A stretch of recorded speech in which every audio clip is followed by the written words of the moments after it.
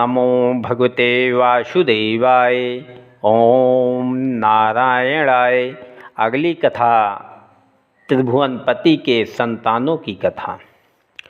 सुखदेव जी बोले, हे परीक्षित, कोई ऐसी सामर्थ्य नहीं रखता जो श्याम सुंदर का सब गुण वर्णन कर सके, पर मैं उन ज्योतिष स्वरूप को हजारों दंडवत करता हूँ, जिनकी दया से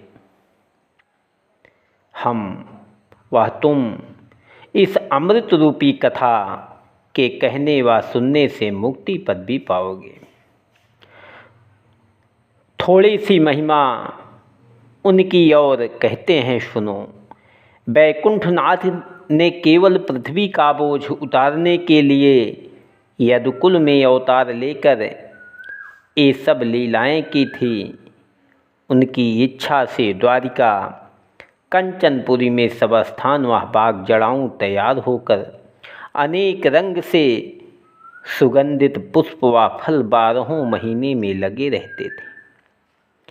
तालाब व बावली के किनारे अनेक भांति के पक्षी मीठी मीठी बोलियों में द्वारिकानाथ की स्तुति करते थे। कई हजार हाथी द्वार पर बंधे होकर अनेक पहलवान चारूण व मुष्टिक ऐसे मल्ल युद्ध करने के लिए सदा वहाँ बने रहते थे। सब सड़क व गली व चौराहों पर चंदन व गुलाब जल से छिड़काव होकर अनेक देश के व्यापारी सब तरह की वस्तुएं वहाँ बेचने आते थे। यदुवंशियों के घर रिद्धि सिद्धि बनी रहकर उनकी स्त्रियां जड़ाऊं गहना व कपड़ा पहने इत्र व फुलेन लगाए हुए नित्य मंगलाचार मनाया करती थी। सब छोटे बड़े द्वारिकावासी हरिकथा सुनते व साधु ब्राह्मण की सेवा में प्रीति रखकर अपने कर्म व धर्म से रहते थे।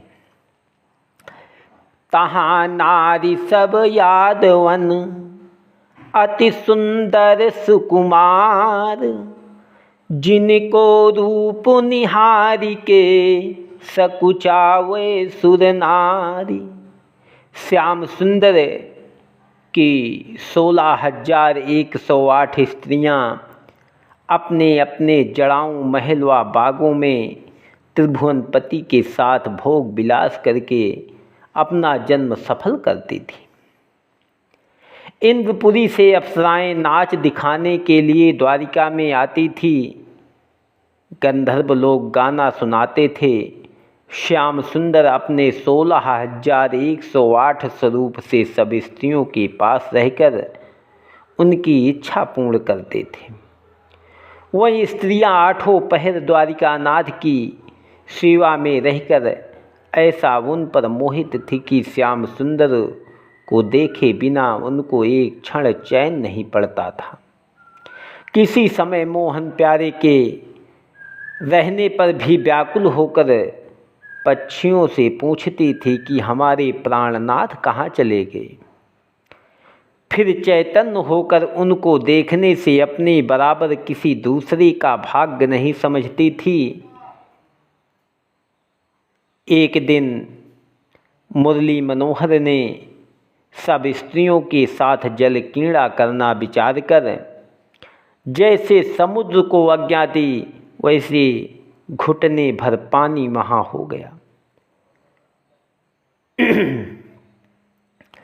पूर्णमासी रात को सब नारिन के नाथ, जल बिहारी लागे करन माखन प्रभु यदुनाथ।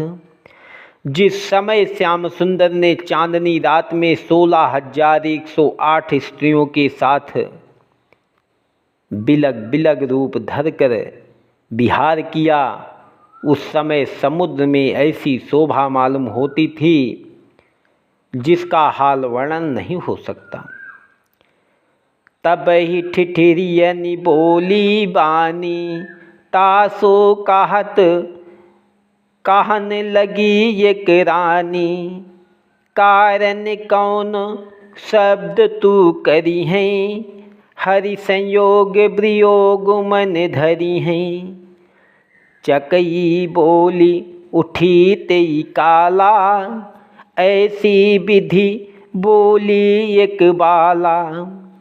तेरो भेव जानी हम लीन हो, पति वियोग ते अति दुख कीन हो। क्यों हरि काज शब्द तू करी है, सगरी रैन चैन नहीं परी हैं। फिर उन सुनी सिंधु की बानी, तही अवसर बोली एक रानी।